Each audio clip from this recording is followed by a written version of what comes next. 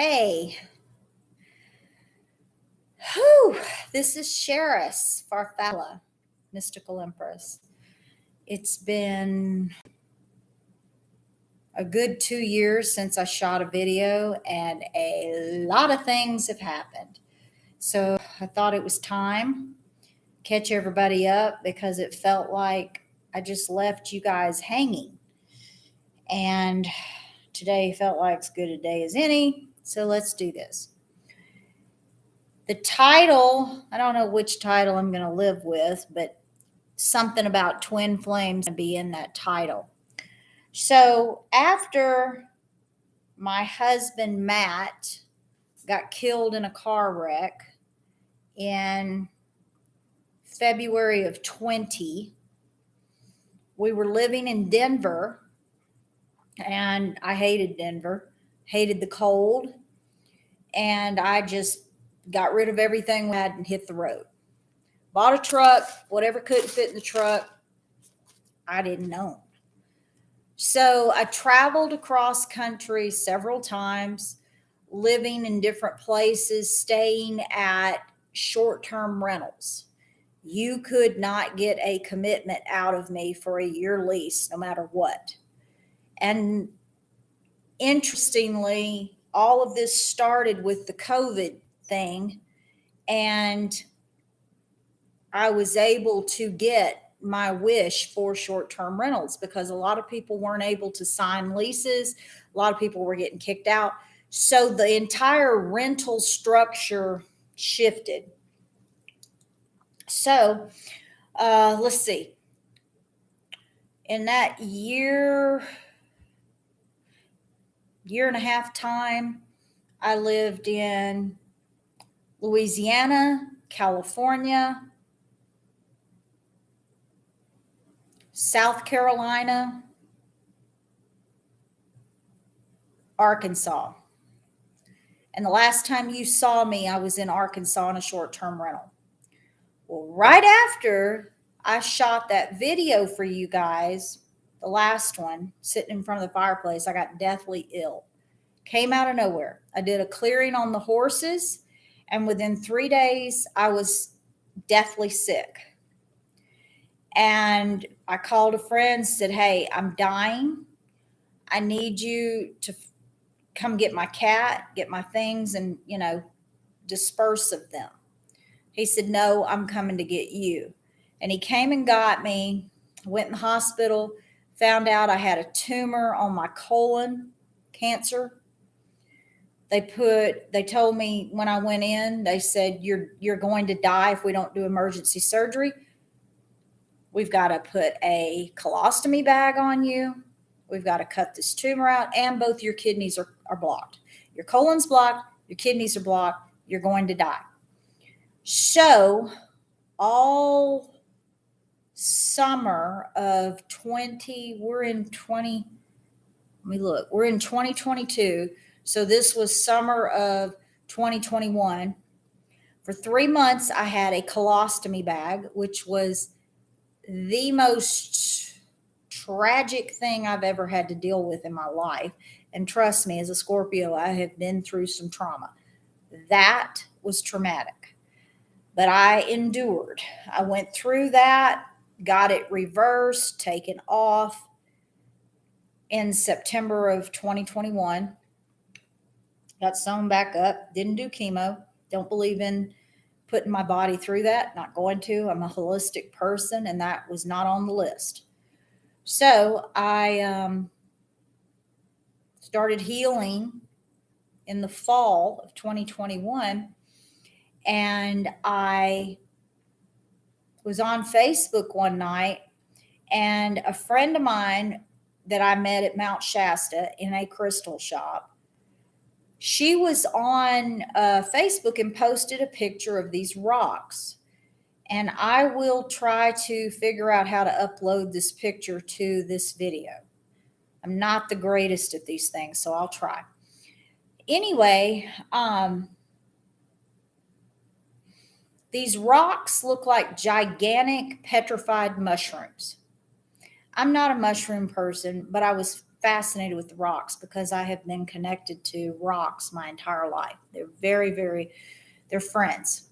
I have a collection right back there of all my gemstones I've been collecting for 20 years. So I said, when I saw the important part of this whole thing I'm trying to get out on the table here is when I saw this picture, there was an instant connection, and it was like, I didn't even think. I saw the picture and I wrote a comment. I have to go see these pictures. I mean, these rocks. I have to see them in person.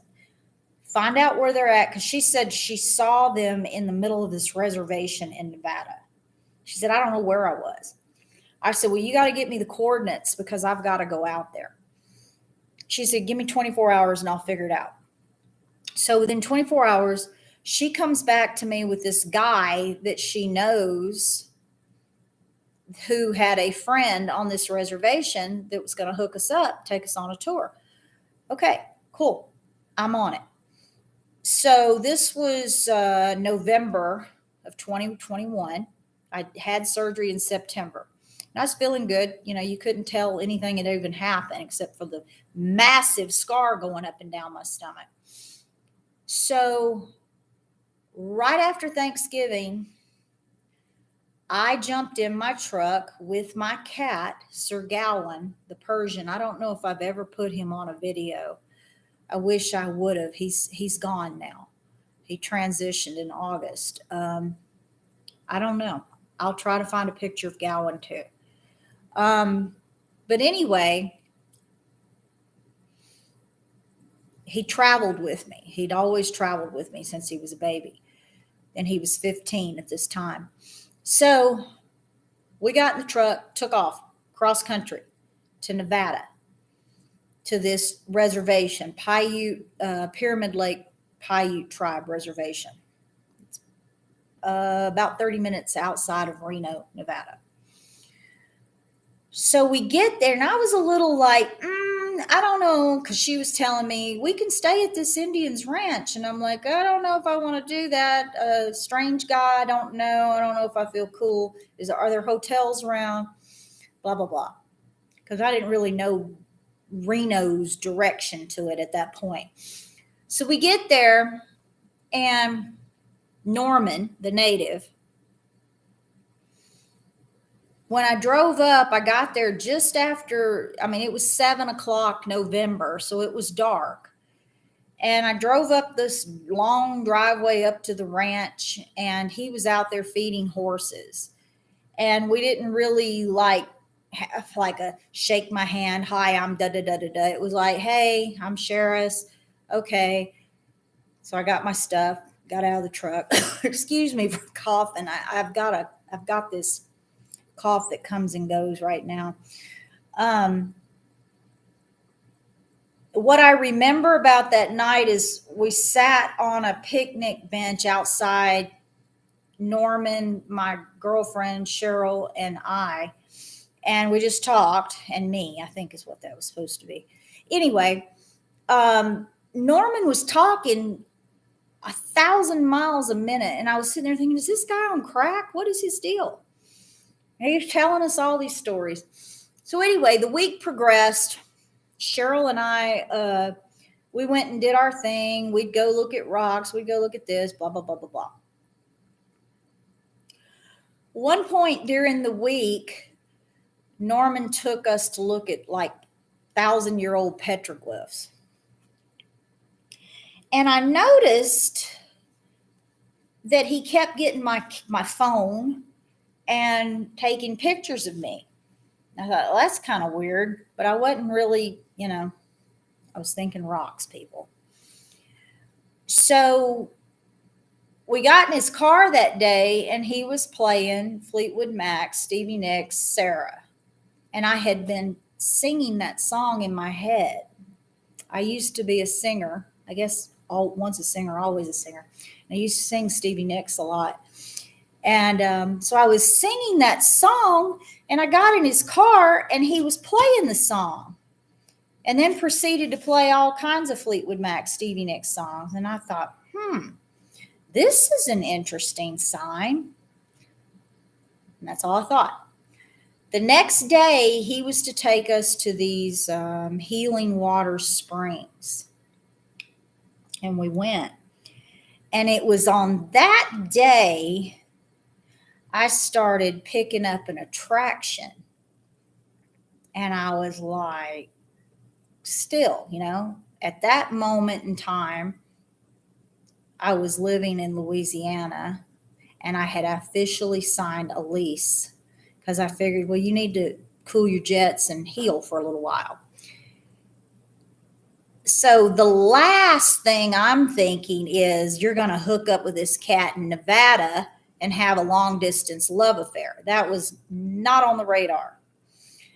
So we took this picture and there was something, I don't know what it was. I was noticing how he was dressed. And I can't recall I've ever been attracted to a guy's style before, but I was attracted. And Norman, he's native, but he's also a cowboy. And I'd always said I wanted a cowboy, but I damn sure didn't imagine a Western cowboy. It was more like a Southern Texas kind of guy. But he was a cowboy, also very much I guess like a mountain man. He climbs mountains and he does all that outdoor athletic stuff. He's an Aries. So if you know anything about Aries, he's all about it. And I noticed how he was dressed and I thought, well, that's kind of sexy. And again, he was taking all these pictures of me. And we actually have one picture of him standing behind me taking a picture of me. And Cheryl is taking a picture of him. And I cracked up when I saw the picture because the expression on my face is like, yeah, he's back there taking another picture.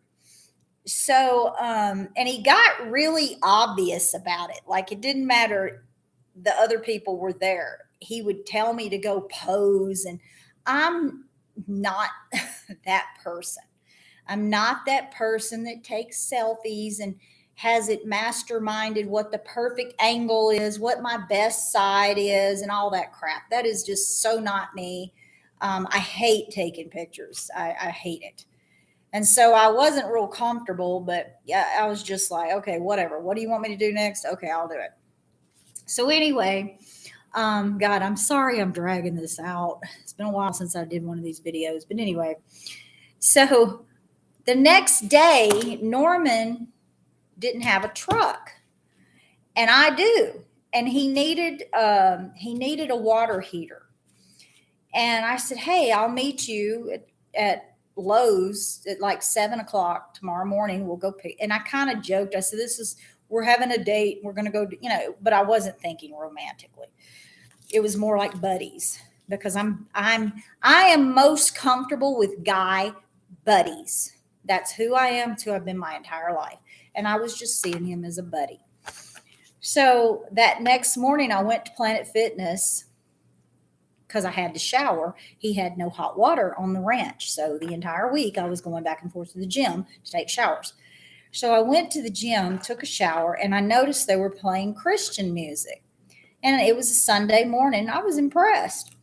So when we met each other, and I could tell he was kind of giggly when I saw him, when we met in the parking lot. And then we went in Lowe's. And I said, wow, they were playing Christian music at the gym. That's pretty impressive. He said, he looked at me and he said, are you a Christian? And I said, yeah. And he said, do you want to go to church with me? I said, well, I was thinking about going to church. I just didn't know which one I wanted to go to. I'll go. So from there we left, went back to his house, one of his houses, and we just kind of hung out and we went to church. And when we walked in church, he said, pretend we're married. And I thought, that's a weird thing to ask. Okay. So we go in and we went to church and then we went back to the house and we just we talked. We talked about our past relationships, the crazy things that people have done that we've, dated. And then we were like little kids playing because we had the same interest. He was into rocks and he had a collection of platinum that he had found mountain and mountain climbing, hiking. So I was looking at all that and he gave me a necklace. I wish I'd have remembered to put it on today for this video, but I didn't think about it. But anyway, then he pulled out a microscope, and I had a microscope when I was a kid that I used to always put everything under, nature things. So he got his microscope out and we were playing with it and we were going through it and we were just having a good time. And he heated me up some spaghetti and some hot tamales because I was hungry. And we watched Yellowstone, which I wasn't watching TV at all back then. And then about 1:30 in the morning, I said, okay, it's time to go back to the ranch. I got to get packed because I'm leaving tomorrow. The next day, I was headed to Southern California, which I'm from, and I was going to see family. And then I was driving to Florida to spend Christmas with family. So I go out to get in my truck, and he's put a card on my truck windshield. Well, one of my love languages is words. And I guess that would make sense for a writer poet to use words as their love language. Well, this guy nailed it. I opened the card and it was some sweet little something. And he had later told me that he had found, they have a stack of cards at the church and he went through it when I wasn't looking and got me a card. And he put his arms around me and he said, when you get through running, I want you to come back here because this is your home with me. What? Is this guy crazy? What is he saying to me? I was stunned, uncomfortable, and stunned. And like I said, my mind was not on that track all week, so this was out of left field. So I get in my truck, go back to the ranch. He follows me to make sure I'm okay.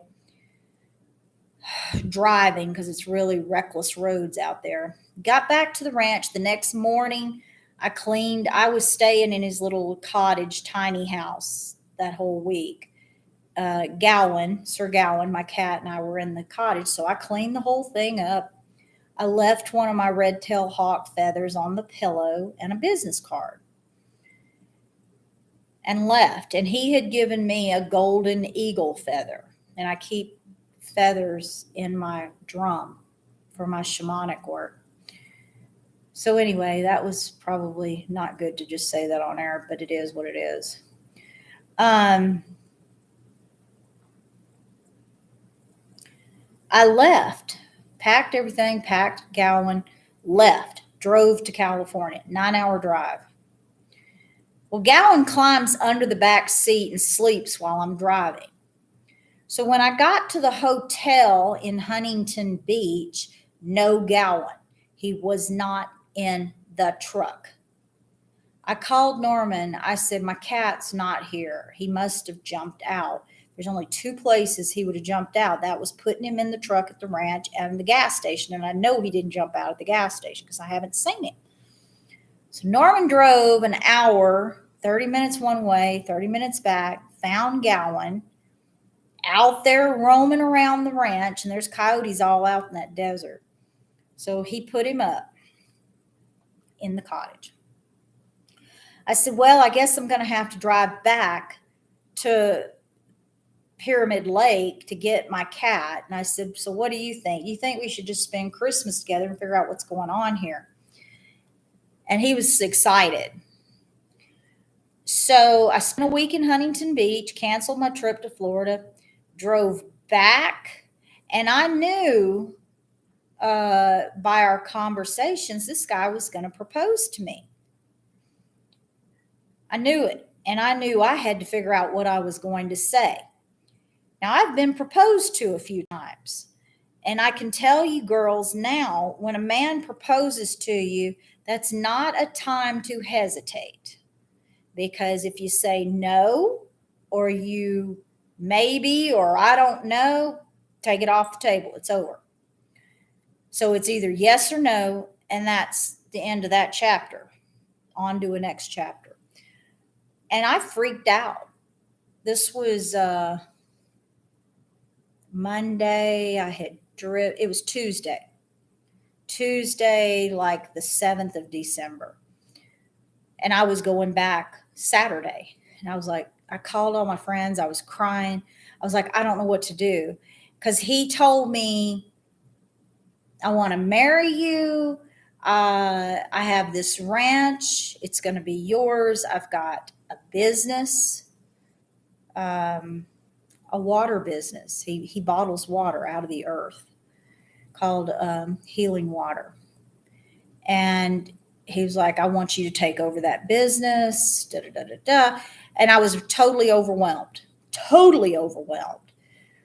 And, living in the desert was not on my bucket list. I am a mermaid that belongs at the ocean. So there was a lot coming at me really fast. And I called all my friends and I was like, this is the craziest thing I've ever done. I'm considering marrying a guy I don't even know. And they were like, well, how do you feel? Well, at that moment, I didn't know how I felt. So as the week rocked on, I started falling for him. And this is a significant I'm trying to I've already been on here 21 minutes. So I'm trying to hurry up and get through this. I went into Macy's. I was buying him Christmas gifts, and I went into Macy's, and my grandmother, part Cherokee, has been dead since 99. She's never come to me before that I'm aware of. And I walked in the mall and I felt her. And I felt her happy about us coming together, happy about me going to live with him, all of it. It was like she was telling me she was happy that I made it home. And I was stunned. So then Saturday rolled around. I drove back to Nevada, nervous wreck. I mean, it kind of makes me have queasiness right now, even going back to that moment, because I was nervous, really nervous, scared out of my mind. What am I going to do? What if I don't fall in love with him? Just how am I going to feel? How am I going to do this? How am I going to kiss this guy? I don't know him. What's going to happen? So I got there and Norman, in his Aries way, they come at you like a freight train. And I got out of the truck and he rushed right to me to kiss me. And I'm not that kind of girl. It's like, wait a minute. We got to kind of know each other before I do anything physical with you, except hold your hand. Maybe that might even be too much.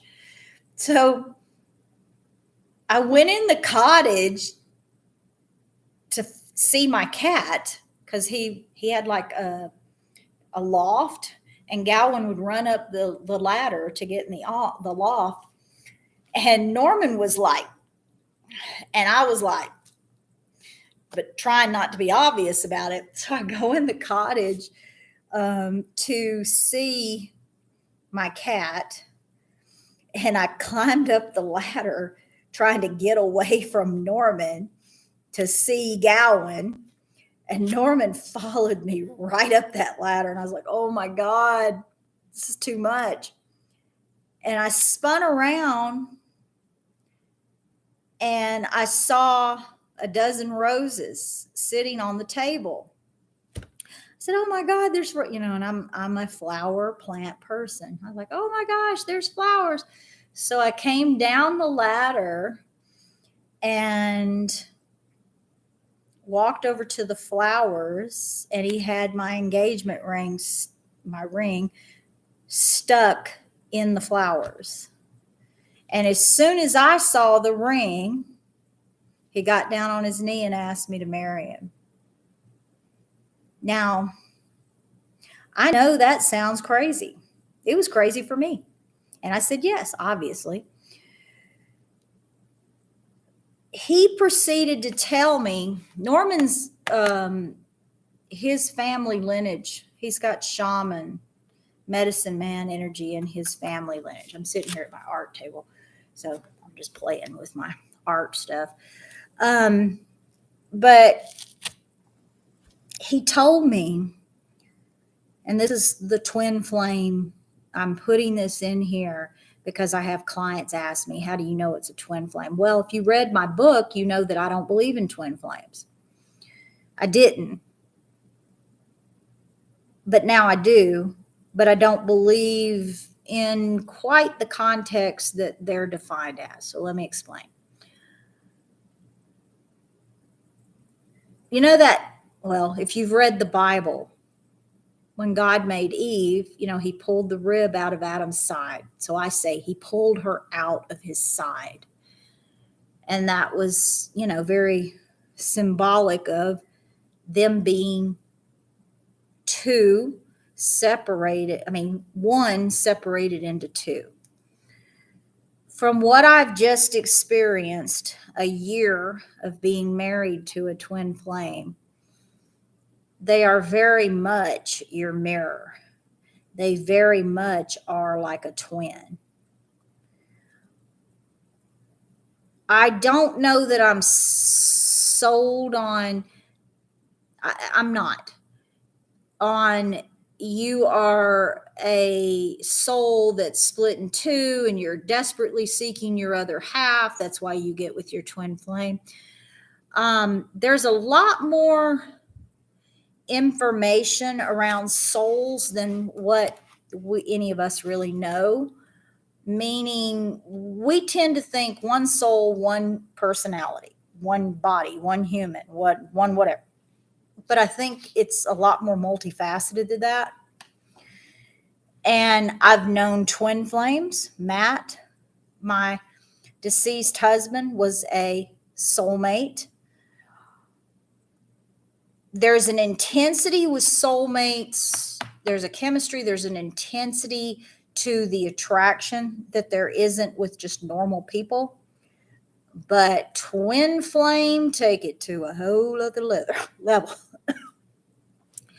And I don't mean just an attraction. I like you. I want to be with you. There's an attraction. We have work to do and we have to be together. Even if we hate each other, we have to come together. So it's kind of it can be a love-hate attraction. I've been through the whole gamut of feelings in the past year. And I'm not going to lie about that. I'm not going to sit here and paint a fairy tale, a perfect fairy tale. I am going to paint a fairy tale, but as we all know, every fairy tales have their dark sides. So at this point, I do believe in twin flames. I just don't believe that we're this half that requires another half to be whole. I'm not willing to go that far with it. So anyway, Norman and I got engaged. Wonderfully, ironically, serendipitously, we had a lot of karmic, a lot of astrological synastry connections that you as an astrologer would look for to determine if a couple is twin flame soulmate. We had all that. And wonderfully, we had a lot of sexual chemistry, harmony, and that's not necessarily so in soulmate, or even, I don't even know if it has to be so in a twin flame connection, but we had it. And that was something that I was seeking as a Scorpio, and I'm sure he was as an Aries. Sexual harmony, not only just emotional, mental harmony, but also lasting sexual harmony. Interestingly, I do feng shui. I went to school for feng shui, so I'm a practitioner of some feng shui. And in my apartment in Louisiana, I had two things in the love and marriage area for whenever that happened again in my life. I didn't know if it would ever happen again. But I had bought this picture at Hobby Lobby. I don't even have it anymore. And I put it in on the partner's side of the bed, the master bedroom. I put it on his side. There was no his, but at the time I had it there. And it said, I wish I'd have kept it. I'm bad about decluttering and okay, we got to get rid of all this to bring fresh energy in. So anyway, I threw it away. But it went something like, I would pick you in a million lifetimes, wherever you were, whoever you were, I would always pick you. But it's going to make me cry saying it.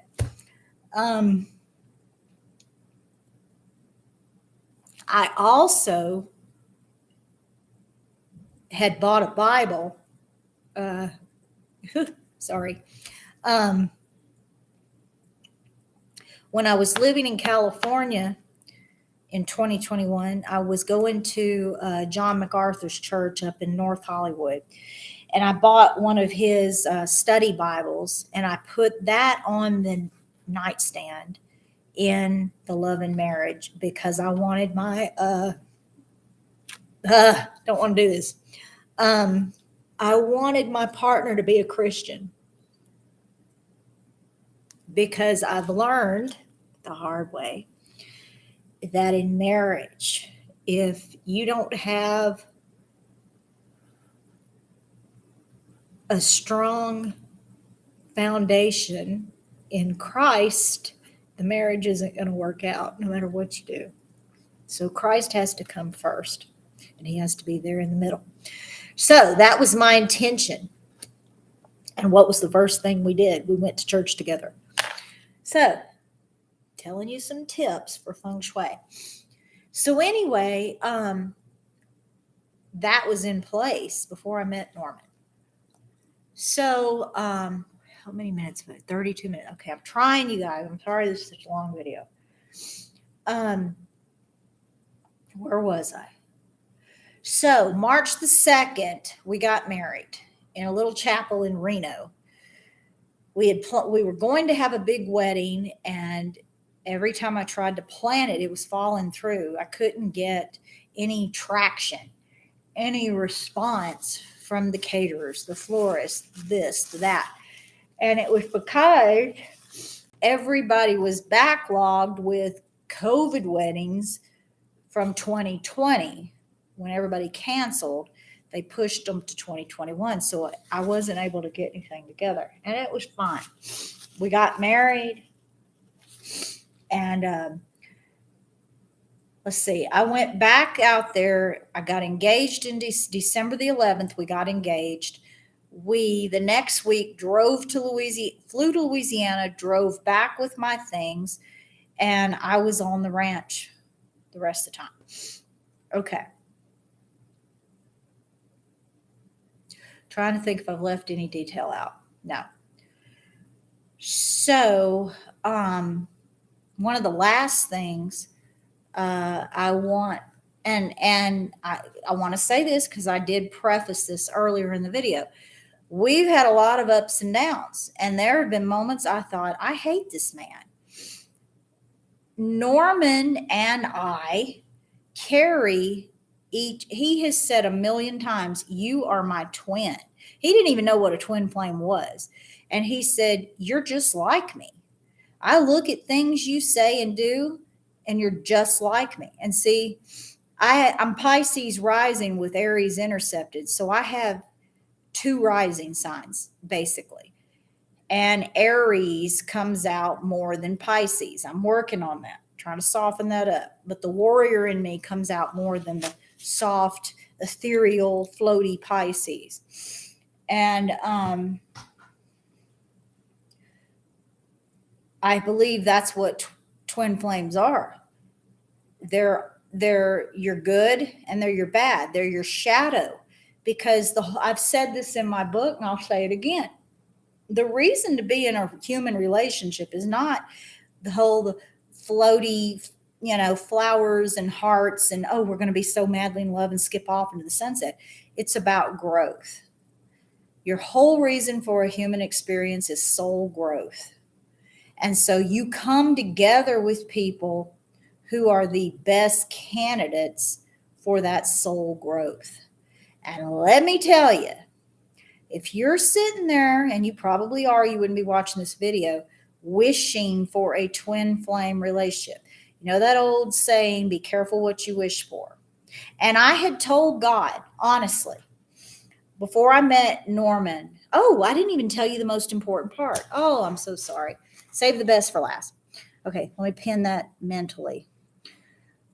I skipped off it. I was talking about it and I skipped off. I'll get to it. I had told God, if I ever get in another relationship, give me the best one I can get in, like soulmate twin flame level, if there is such a thing. And I read myself. Most psychics don't, but I do. That was the whole purpose of learning to be psychic to begin with, was for myself. I wanted to learn about me. It wasn't to do readings for all of you guys. It was for me. And so the first of each month, I do readings on myself. I have a stack. I've got like 25 oracle decks, and I pull one card from each deck. And then I have a royal flush reading I do that's nothing but predictions. So I do all of that. That's like my fun time. Right when a month starts, I get to do that. And now Norman's in on it too. He enjoys it too. So we both give each other, or we do our own readings at the beginning of the month.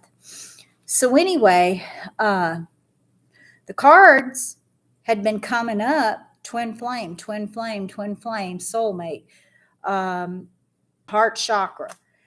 That had been coming up for ever since Matt died.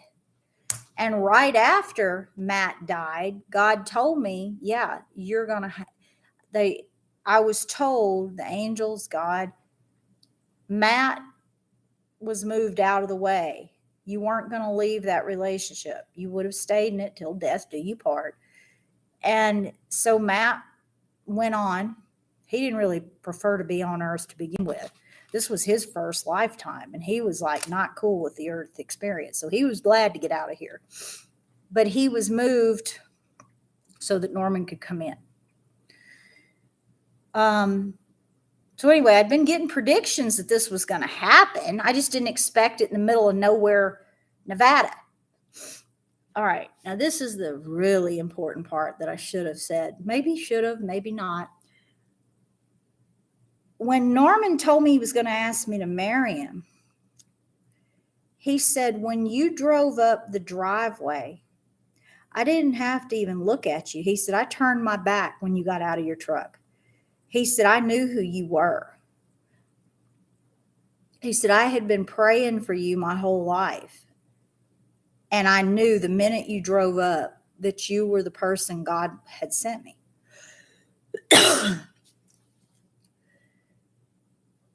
And he said, for the rest of the week, I just stood back and watched you. He said, I didn't let myself read you because, he said, I didn't want to cheat. I wanted what came through to be pure. And when you left, and you left your business card in the cottage, he said, I picked it up, and the energy was so intense it made me sick. He said, I could feel the power of your energy coming through it. And he said, I went and put it down. He said, I don't need to sit here and hold this. So he knew before I knew. And it took me a little time to catch up. I mean, come on. I was a widow, not very, a year and a half, 2 years, a widow. Wasn't thinking about that. So I want to wrap this video. Oh, something else. I need some water, and I have none. When you come together with a twin flame, Norman's told me this at least 100 times. He says, we have rocked the earth plane and the spirit plane. And there's angels that are very happy. They're all singing in heaven. But there's also evil forces that don't want us together. And in my conversations with divine, I've been told, love is the highest frequency. And of course, dark doesn't want love to come together. And Norman has told me we have a lot of forces working against us. We have been through things in the last, it was 12 months, November 29th, when we met. We have been through very steep obstacles that most people would have walked away from. It has not been a stroll through the rose garden. It's been very difficult. And if that bond, that soul bond wasn't there, it probably, he's said 100 times, if I wasn't so in love with you, I would have walked away a long time ago. And I've said the same thing. It has not been easy. And that's why I said to you, careful what you wish for. I talked to a psychic right after Matt died, and we were talking about my next relationship. And she told me then, we talked about twin flame soulmates. She said, look, if you just want peace and harmony, just get a normal relationship, no soulmate, no twin flame. She said, they'll never understand you, but they'll put you on a pedestal and you'll be happy. She said, if you want a lot of struggle along with joy, go for the twin flame. Well, I didn't come here for an easy trip. This is my last lifetime. I came here to wrap things up. I came here to excel my soul's growth, evolution. A dear friend of mine that she reads Akashic records, she told me, she said, Norman, I called her for a reading, didn't tell her anything. She said, Norman's your twin flame, and you guys have been trying to get back together for a long time. He comes to you to reconnect with his divine feminine. He loses track of that because he's uber in the masculine energy. Most Aries are, Aries males, even the women. And she said, you remind him, you bring him back. So anyway, the last thing I want to leave you with is this. Let's see. This is a necklace that I've had since I was like 5 years old, which is a miracle because your girl here has gotten rid of a lot of material possessions in her lifetime. I've lost stuff and I've given stuff away and I've thrown stuff away. And for some weird reason, this thing I've kept. It's called a daisy beading. It's very tiny seed beads this is native work. And I got it somewhere in the Southwest. Could have been Nevada, could have been New Mexico or Arizona. My foster parents used to take me through these states when I was a child. We would travel. So I've kept this all my life. And when I met Norman, I showed it to him. Well, Norman was told by South Dakota medicine men, I think it was them, might have been his Navajo ancestors down in New Mexico. I don't remember which medicine men told him that he's a thunder being, which is a mythological, I don't think there is any mythology. I think it's all real. But it's a mythological creature, a very powerful creature in the native tribe belief system. Well, that's what this is. It's a thunder being. And after, I'm going to tear up again. Don't want to do that. After I met Norman, the chain broke.